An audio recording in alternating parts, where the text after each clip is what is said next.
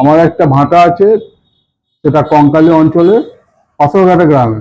আমাকে বিভিন্ন সময় বিভিন্নভাবে ওরা আর্থিক তোলার দাবি করতো, আমি সেগুলো নাকচ করাতে 21 সালে ভোটের পরবর্তী আমাকে আক্রমণ করে ভাটার মধ্যেই।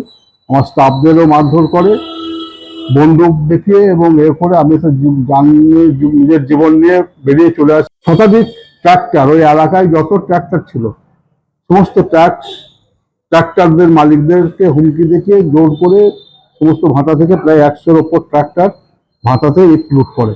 তৃণমূল পার্টির অনুব্রত মণ্ডল ছিল মেন কালপিট। ওই আমাকে বিভিন্ন সময় হুমকি দেখাতো। পরবর্তীকালে মামুন শেখকে দিয়ে আরো অনেক ছিল, 13 জন মোটামুটি আমি আসামির নাম কালেক্ট করে দিয়েছি। আমরা লুকিয়ে লুকিয়ে যখন দেখি, কিন্তু আমাদের কিছু, তখন আমার কাছে মোবাইলও ছিল না যে ফটো করে রেখে দেবো। ওই এলাকার সবাই একদম ভূতের সন্ত্রস্ত, বোমবাজি বন্দুক নিয়ে সব লাফালাফি করেছে। আমাদের স্টাফদের আমি সঙ্গে সঙ্গে বললাম, তোরা পালিয়ে যা করছে করতে দে।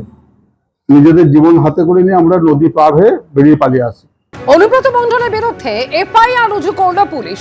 ইট নিয়ে টাকা না দেওয়ার অভিযোগ রয়েছে অনুব্রত মণ্ডলের বিরুদ্ধে। 2021 সালে বোলপুরের পার্টি অফিস তৈরি করতে প্রায় 30 লক্ষ টাকার ইট নেন অনুব্রত মণ্ডল। ঠিক কি অভিযোগে এফআইআর রুজু করেছে পুলিশ, জানবো। পার্থপ্রতিম ঘোষ টেলিফোনে রয়েছেন। পার্থ, দেখো, অনুব্রত মণ্ডলের বিরুদ্ধে শান্তিনিকেতন থানার পুলিশ কিন্তু এফআইআর রুজু করলো এবং সেই এফআইআর রুজু করে গোটা ঘটনা তদন্ত তারা শুরু করেছে। যেমনটা অভিযোগ যে 2021 সালের অভিযোগ এটি, এবং সেক্ষেত্রে কিন্তু অভিযোগকারীর দাবি যে 2021 সালে তিনি অভিযোগ করতে গেলেও সেই অভিযোগ নেওয়া হয়নি। পরবর্তীকালে তিনি কিন্তু সম্প্রতি শান্তিনিকেতন থানায় একটি অভিযোগ দায়ের করেছেন। যে অভিযোগ হয়েছে অনুব্রত মণ্ডল এবং তার সহযোগীদের বিরুদ্ধে, যে তিনি হচ্ছে ইটভাটার মালিক। 2021 সালে ভোটের পর তার যে ইটভাটা রয়েছে সেখানে অনুব্রত মণ্ডল এবং তার সঙ্গীরা যায়, জোর করে সেখান থেকে ইট নিয়ে নেয়, তাদের উপর অত্যাচার করে বলে অভিযোগ। এবং এই যে অভিযোগ হয়েছিল সেই অভিযোগের পরিপ্রেক্ষিতে জোর করে ইট নিয়ে নেওয়া এবং এর পরবর্তীকালে টাকা চাইতে গেলে তাকে ভয় দেখানো হয় বলেও অভিযোগ।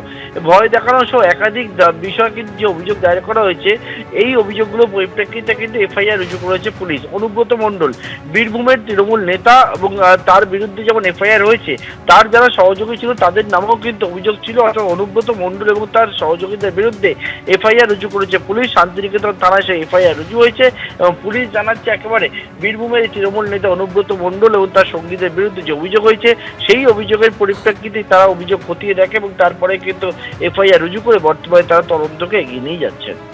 ধন্যবাদ পার্থ।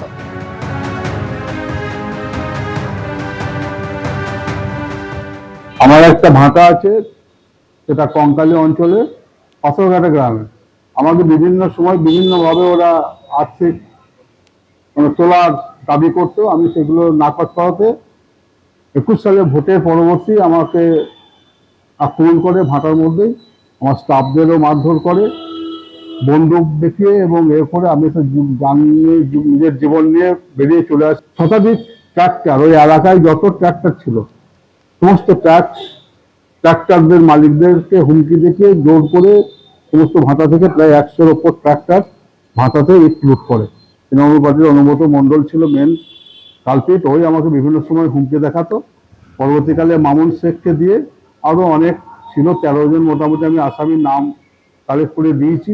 আমরা লুকিয়ে লুকিয়ে যখন দেখি, কিন্তু আমাদের কিছু, তখন আমার কাছে মোবাইলও ছিল না যে ফটো করে রেখে দেবো।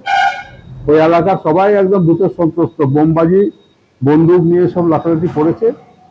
আমাদের স্টাফদের আমি সঙ্গে সঙ্গে বললাম, তোরা পালিয়ে যা করছে করতে দে।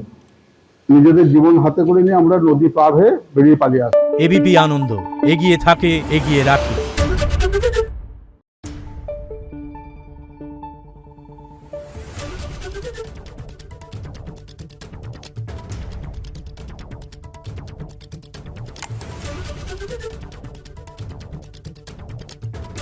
Thank you.